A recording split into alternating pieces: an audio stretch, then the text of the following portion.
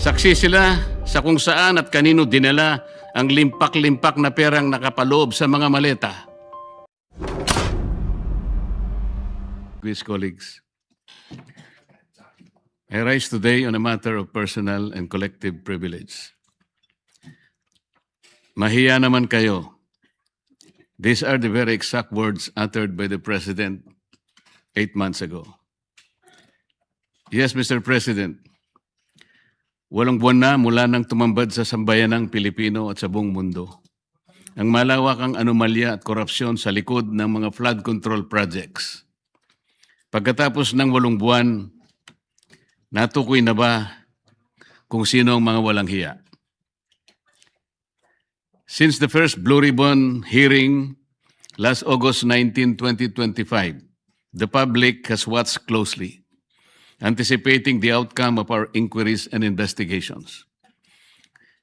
The demand for transparency and accountability did not subside.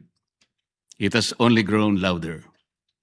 Despite the increasing public clamor for transparency and accountability, we are stuck in a maze of indecision and complacency, waiting for a report that has long been overdue.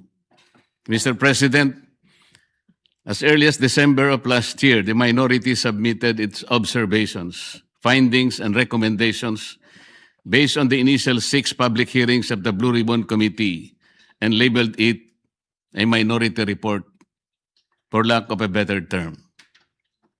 Let me be clear, it was not intended to disrespect the committee nor the Senate as a body. Fully aware of the hearings on the flood control anomalies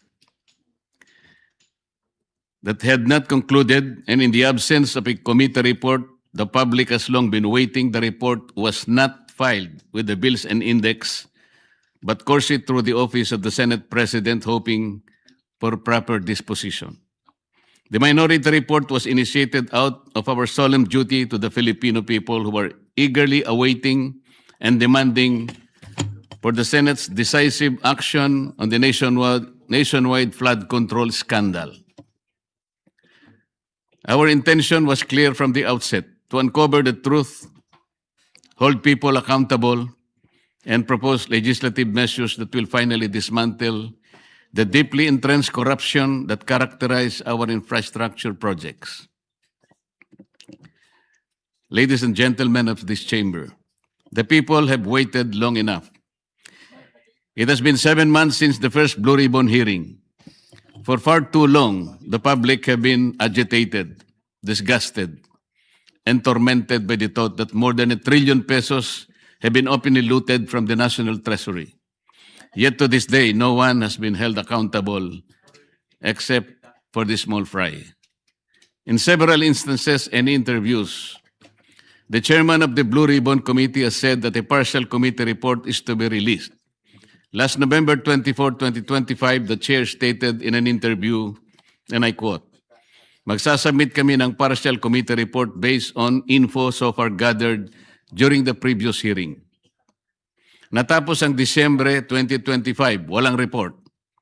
Then on January 14, 2026, during the kapihan sa Senado, another statement was made that the report was still being drafted by his staff, even chiding them for being inept. Are we supposed to depend solely on the capacity and perhaps the willingness of our staff to produce a report that the Filipino people have been waiting for? A report that is not merely a formality but a duty we owe to the public we serve. It was out of exasperation that on January 20, 2026, we took it upon ourselves to formally release the minority report in a press conference to prevent the findings of our inquiry from being stalled while the public continues to wait for answers. Yet again, on January 26, 2026, the chairman once again said that BRC's partial committee report was almost finished. Mr. President, the minority report was not done half-heartedly, nor was it done out of disregard for this institution. It was done because the Filipino people have been waiting for this chamber to tell them what has been found. The submission of a minority report therefore served a simple yet necessary and urgent purpose: to let our people know that something has been done, at least from our side. Sadly, after the minority's press conference, said report was vilified without even the courtesy of reading it. The BRC chairman was even blunt when he said that the place for the minority report is the trash bin. Sa basurahan, a submission anchored in the same hearings, 3 of which he actually presided, the same resource persons, and the same affidavits. Masasabi ba niyang pangbasura lang din ang lahat ng iyon? Kung itatapon sa basurahan ang ulat na ito, hindi ba't para na rin nating itinapon ang lahat ng ebidensya kasama na ang 2 privilege speeches niya na ginamit sa minority report? With due respect, the Senate was never meant to be a place where inconvenient findings are thrown into the trash bin just because they challenge the preferred narrative. The minority report exposes how ghost and defective blood control projects stem from systemic corruption embedded in the country's infrastructure planning, budgeting, and implementation processes. It unraveled a corrupt monitoring and quality control system that gave way to a normalized system of kickbacks, rigged bidding, and budget insertions involving lawmakers, DPWH officials, and favored contractors, even as it recommended comprehensive reforms through proposed measures to address the issues across all stages of project implementation. Finally, the minority report raised serious concerns about veering away from the initial course of investigation, from pursuing major perpetrators to selective summoning of witnesses, intimidation or discrediting of whistleblowers, and the failure to summon key political figures. This shift will undermine public trust and weaken the truth-seeking function of the Blue Ribbon Committee.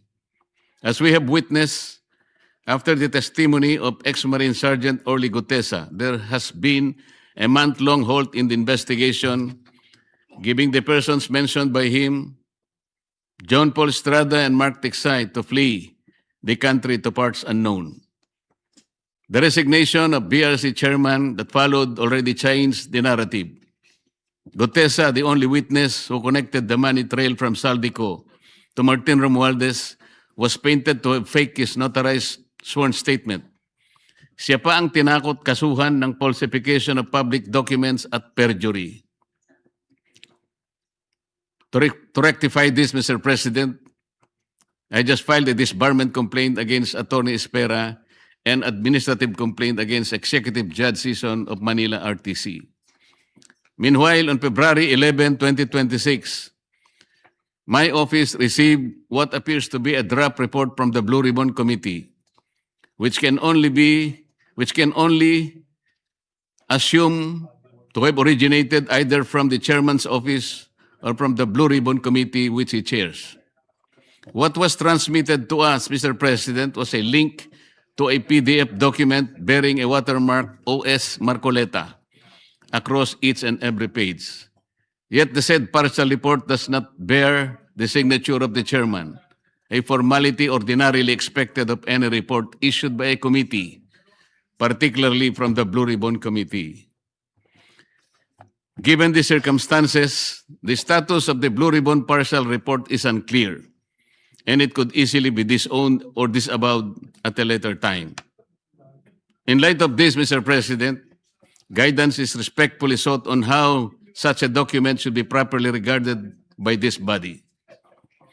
The same people were hell-bent on criticizing the manner by which the minority report was submitted, yet they have no qualms circulating a supposed committee report in a manner that lacks even the most basic formalities expected of an official document of this institution, maybe because of the following observed weaknesses.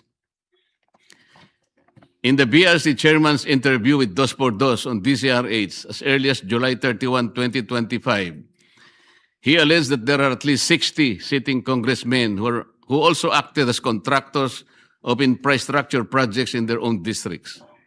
In a press conference and in a press release dated August 10, 2025, posted on the Senate website, the BRC chairman disclosed that House members called him and that he had a list of 67 congressmen who were contractors. Yet he did not summon them to any BRC hearing. Why did he not name them, to be fair to the rest of the members of the House of Representatives? In the sworn statement of the Diskaya, 17 congressmen were also mentioned. Why were not they asked to appear before the committee? On the other hand, the statements of former Yusek Bernardo and his cohorts Alcantara and Hernandez, who named certain senators upon the intercession of the Department of Justice, were readily heralded as gospel truth. The chairman of the BRC has also named at least 11 contractors in his first and second privilege speeches, whom he crucified to be involved in the flood control mess. Bakit hindi na sila ipinatawag? Bakit iilan lang mula sa 11 kontratistang kanyang tinukoy ang aktual na humarap sa pagdinig? Bakit namimili? Ano ang ibig sabihin nito? Remarkably, on November 14, 2025, the BRC chairman invited former Speaker Martin Romualdez to testify in its 7th hearing. He did not appear. Then on January 22, 2026, as quoted by various media outlets, the chairman said that former Speaker Martin will be invited again. If he wants to attend, he is welcome, but he cannot be forced to come due to interparliamentary courtesy. This doctrine can be challenged in the light of Section 27, Article 2 of the 1987 Constitution, which reads, "The state will maintain honesty and integrity in the public service and take positive and effective measures against graft and corruption." This doctrine, Mr. President, which is not even part of our rules, is not absolute and should not prevail over a clear and categorical mandate of the Constitution. The members of Congress have no immunity from investigation, subpoena, or public scrutiny. If anything, those who occupy the highest offices in the government must be the first to answer, not the last to be asked. And on January 11, 2026, in a radio interview over DZBB, the BRC chairman said that there is no solid evidence linking former Speaker Martin Romualdez to the flood control controversy. This is deeply troubling not only for what was asserted, but for what was prematurely concluded because the records of the hearings clearly reveal otherwise. First, Gutesa, who appeared and categorically linked him to the controversy. Second, Saldico, in his several video feeds, identified him and others as the principal actor of this most despicable scandal. Third, at least 2 out of the 17 congressmen in Diskaya's list reportedly referred to Martin Romualdez. Sa mga unang pagdinig ng Blue Ribbon Committee sa ilalim ng pamumuno ng kasalukuyang chairperson, iminungkahi ko po, Ginoong Pangulo, na anyayahan din si dating Governor Luis Chavez Singson na nagpahayag din ng kahandaan at kagustuhan na dumalo upang tumistigo sa mga flood control projects sa Ilocos. Wala rin pong nangyari, Ginoong Pangulo. We are now seeing a clear pattern in this mambo-jumbo that whenever a witness points to former Speaker Romualdez as being linked to the controversy, the credibility of that witness is quickly placed in question.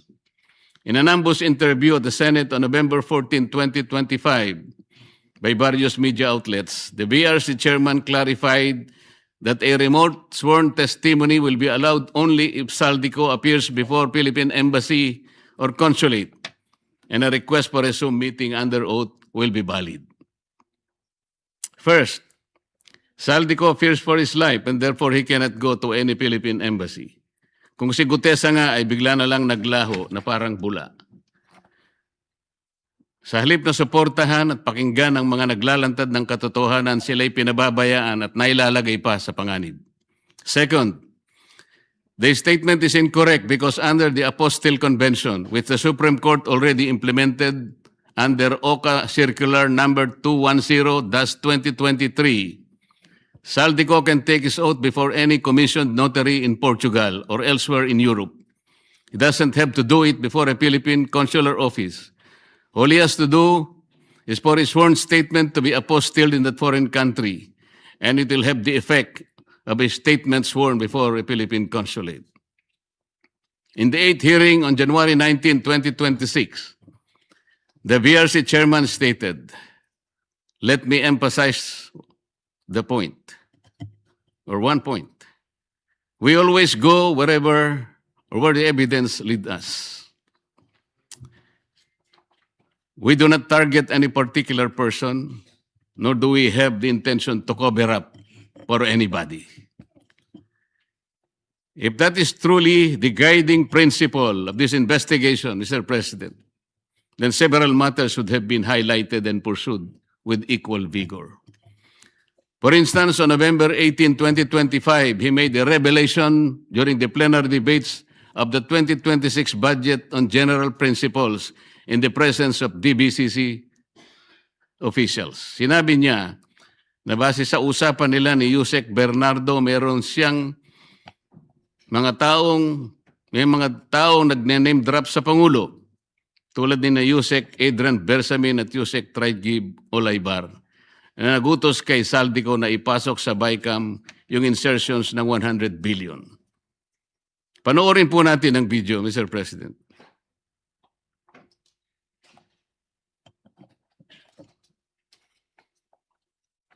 Sabi niya, ang pagkaalam niya, kasama si Yusek Adrian Bersamin. 8 billion pesos, Mr. President, in at least 10 deliveries. The modus that yung arrangement nila is, may tigisa silang armor van.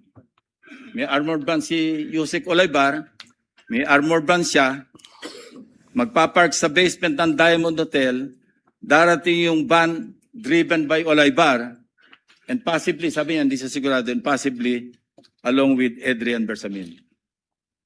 Bakante yung armor van, ipapark, idadrive yung isang van na puno ng pera. Ranging from 800 million hanggang 2 billion. Umabot ng 2 billion only because sometime in March, yung kanyang date na sinasabi from, I think, March hanggang April, yung delivery. Very good nga raw siya, sabi ni Yusek Olaybar, kasi nakakapag-deliver. Ang biggest kasi naipon because March 11,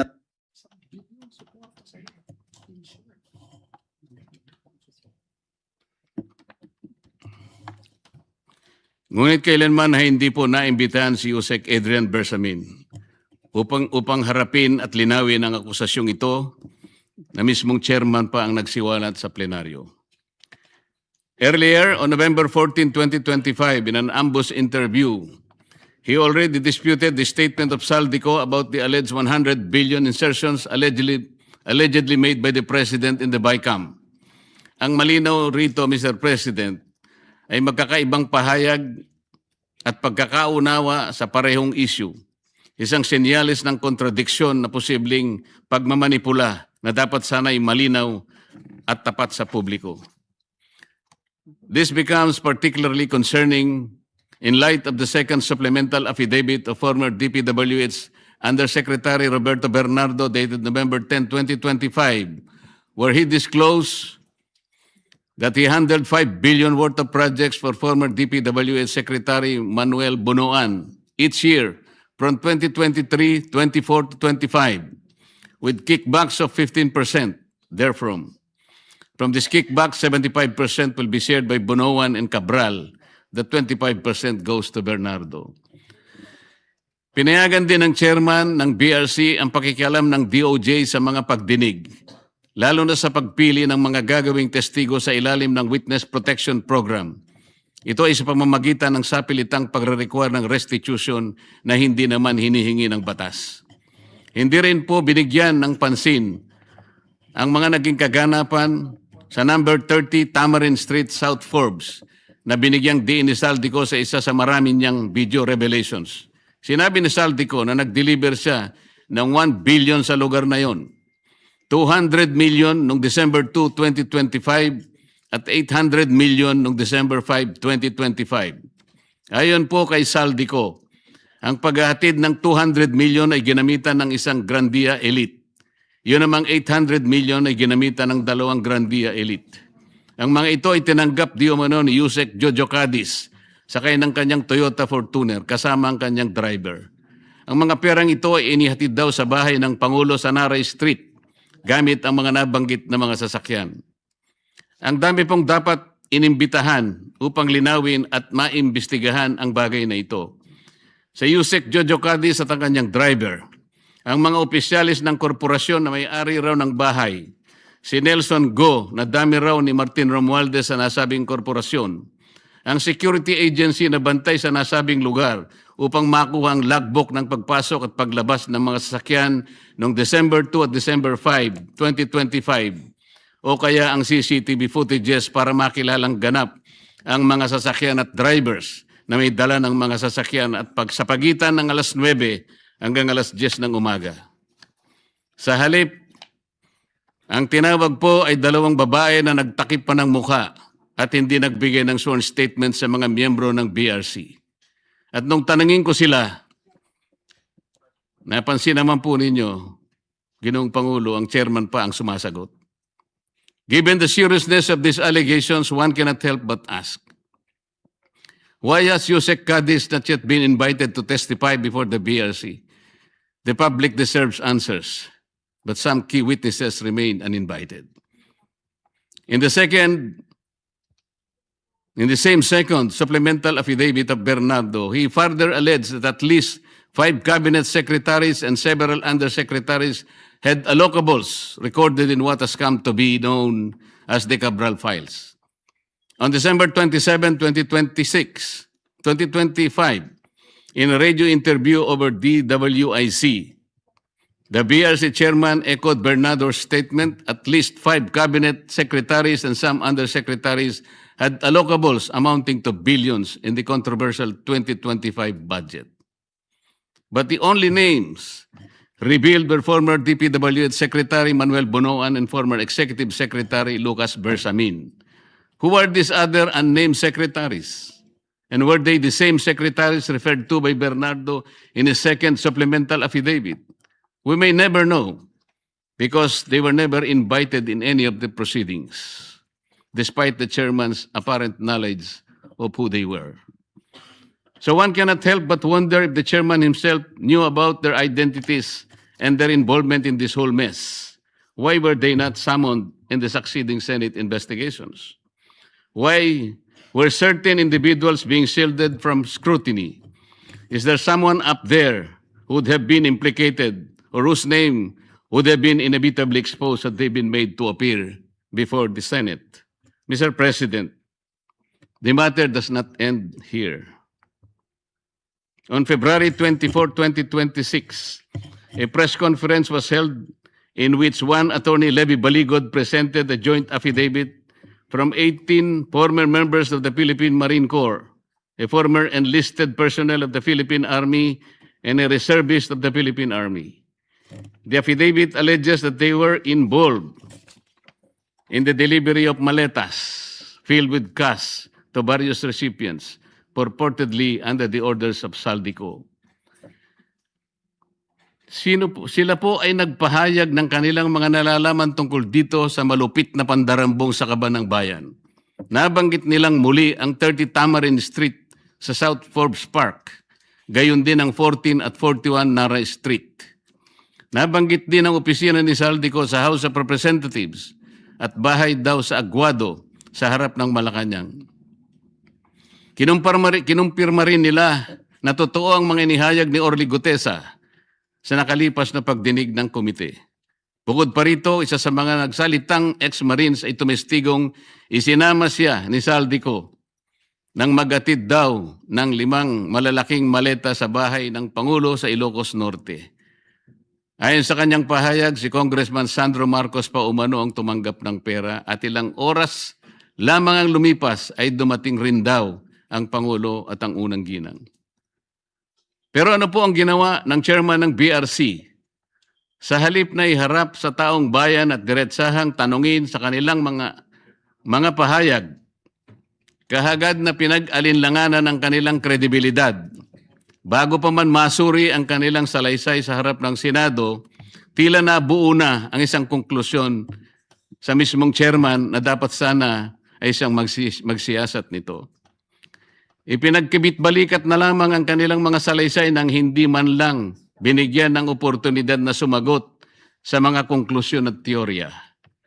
Kung ang kanilang mga pahayag ay hindi kapani-paniwala, lalong nararapat na sila'y paharapin sa isang formal at pagdinig upang doon mismo masubok ang kanilang inihayag.